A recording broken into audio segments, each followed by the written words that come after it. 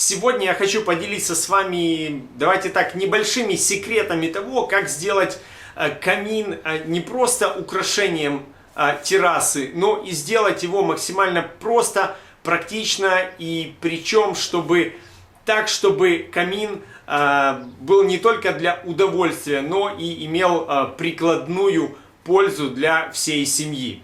Начнем с самого простого. Это напольное покрытие перед камином, однозначно не горючее. Есть много вариантов, но ни в коем случае не используем дерево и другие горючие материалы. Почему? Потому что, во-первых, мы имеем дело с живым открытым огнем.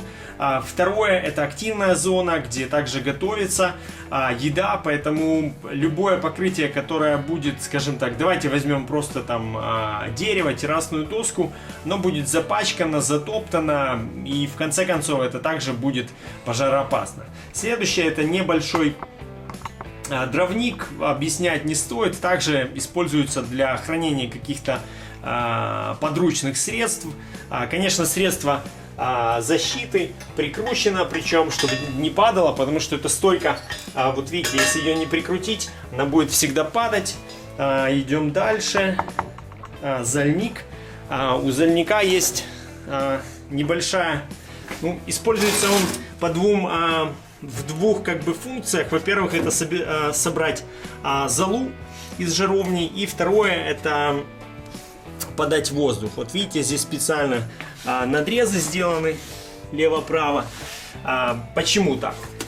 При открытии зальника идет подача воздуха, и она идет и непосредственно через решетки в сам камин. И также еще, вот видите, сделано специальный паз. Он выполняется для того, чтобы сделать воздушную заслонку, и чтобы дым ни в коем образом не шел, особенно когда только растапливается камин, нет достаточно тяги, чтобы дым не шел в само помещение. В данном случае мы на террасе, поэтому это не так, конечно, критично, но тем не менее делать нужно сразу правильно. Внутри мы используем шамотный кирпич, огнеупорный, и два, скажем так, небольших секрета, что ли. Во-первых, камин используется очень часто как мангал.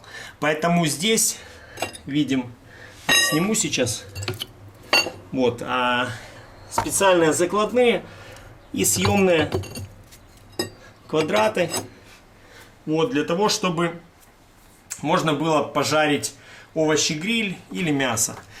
Более того, размер самого камина, самой, скажем так, камеры был сделан таким образом, чтобы здесь без проблем, видите, заходила решетка, достали, посмотрели мясо, перевернули, пожарили, подали на стол, горячо, свежо, просто пальчики оближешь.